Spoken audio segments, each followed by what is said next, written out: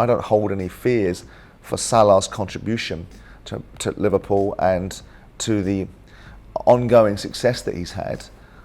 He'll still fall over himself to get penalties. Liverpool fans know.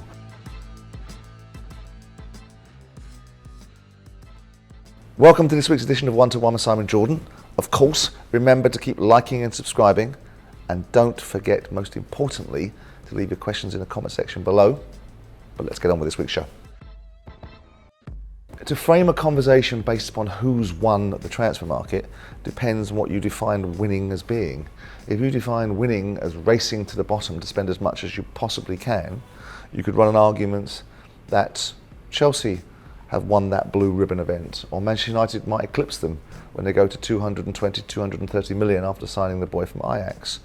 Or you could argue that Nottingham Forest have won that particular pendant because they've managed to spend 40% more than they're achieving by going into the division in transfer fees.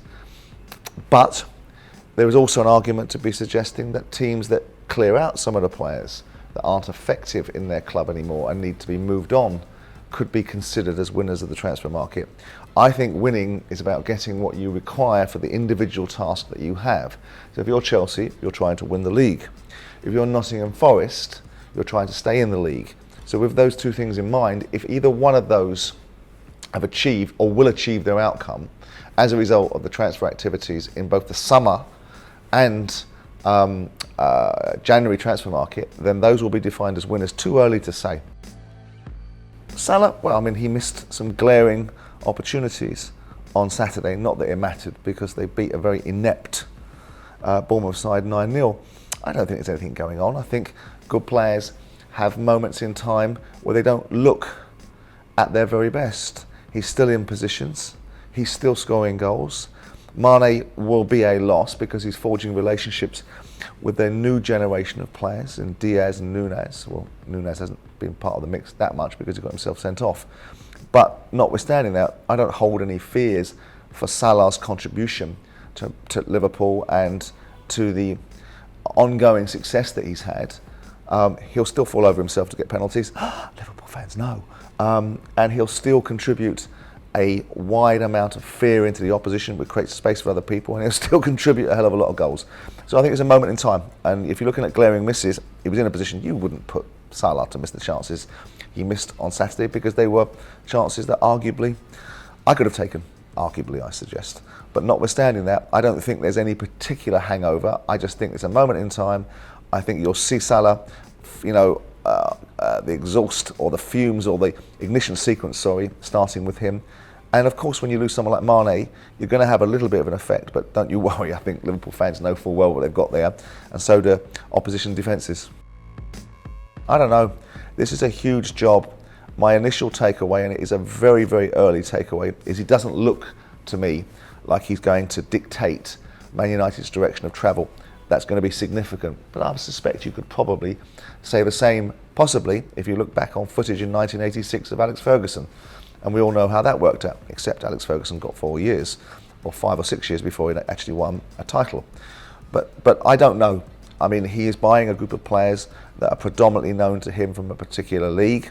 Now, whilst you should buy players, and there's nothing wrong with buying players that you know, because that's clearly what you know, and obviously bringing in players that you can rely on, trust, are a big thing for managers. Conte's doing it at Tottenham, and no one's criticising that. Man United is such a big job because it's such a dysfunctional organisation at this moment in times of people being in positions that possibly aren't fit for purpose and aren't best in class. You know, you've got two results. I think the Southampton result was a very important one to support the win against Liverpool because they were dreadful prior to that. And of course, with everything at Man United, it gets micromanaged. I think we will have sensible wait and see how he handles key situations about the increasing of the culture, the winning mentality that clearly isn't in Manchester United, and people like Ronaldo and how they're managed. I have mixed emotions. My gut feel, and your gut feel is the one you have to follow, even if it's right or wrong in the longer game, suggests that he's going to struggle like his predecessors. I hope he doesn't. I hope he comes in here and kicks backside and takes numbers and rebuilds Manchester United back to being a great football club, so we don't have to listen to people making it all about what owners are doing rather than what players and managers are doing. So I hope he does. My heart, insofar as I'm invested emotionally, hopes that United regain their poise and he does well, my head tells me he's going to struggle. I've said about Tottenham that I think they'll win something this year. So if the answer is exclusively, there's a possibility that both of them could win something, because Arsenal have started on fire.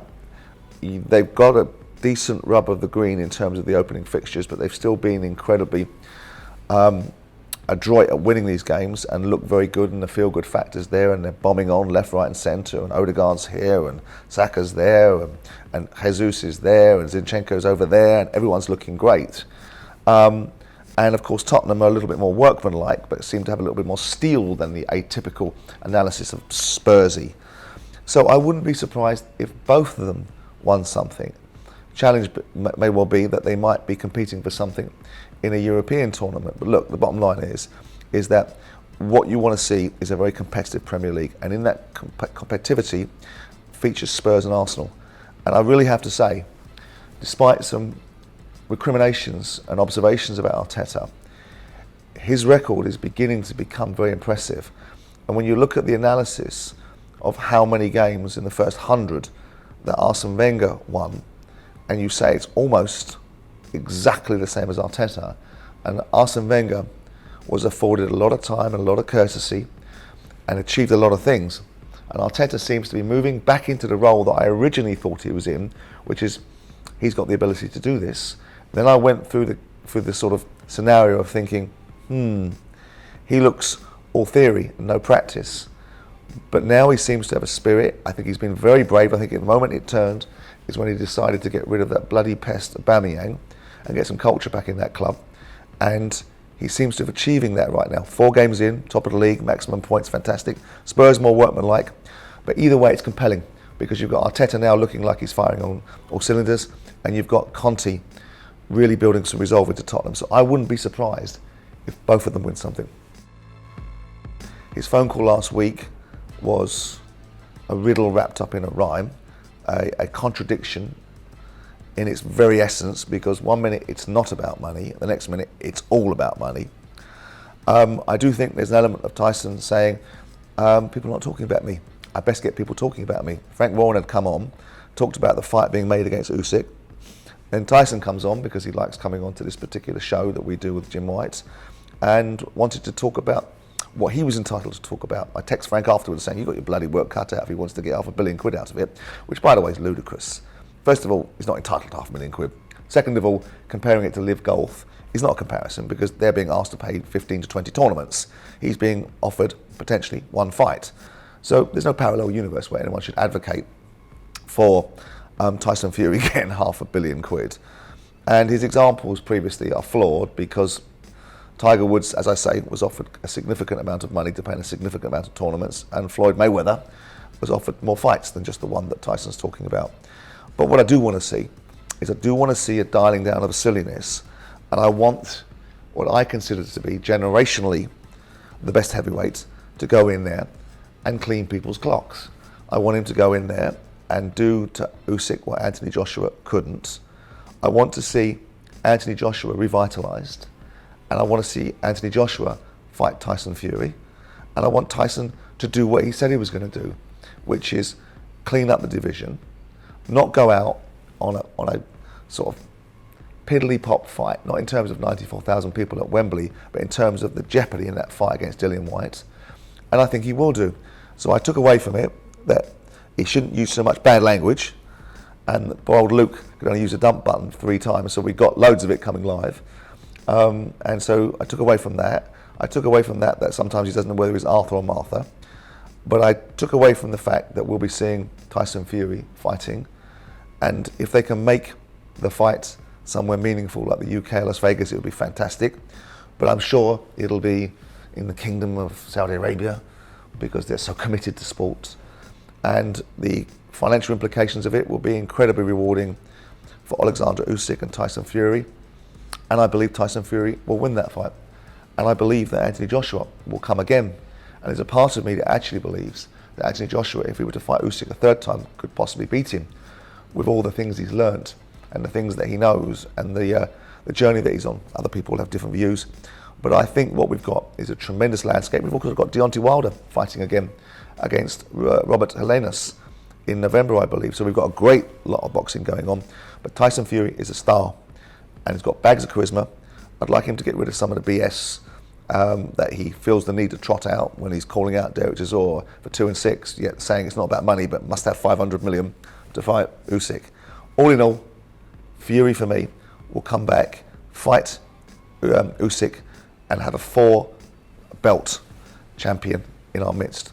And I hope then we might see, after the inevitable rematch with Usyk, Joshua rebooted, revitalised, and fighting Fury in England. Right, that's it for this week's edition of 1-to-1 with Simon Jordan. Let me know your views on the winners of the transfer market, Mohamed Salah, and of course Ten Hag and his achievements at Man United. Keep leaving your questions in the comment section below, and of course keep liking and subscribing, and I look forward to seeing you next week.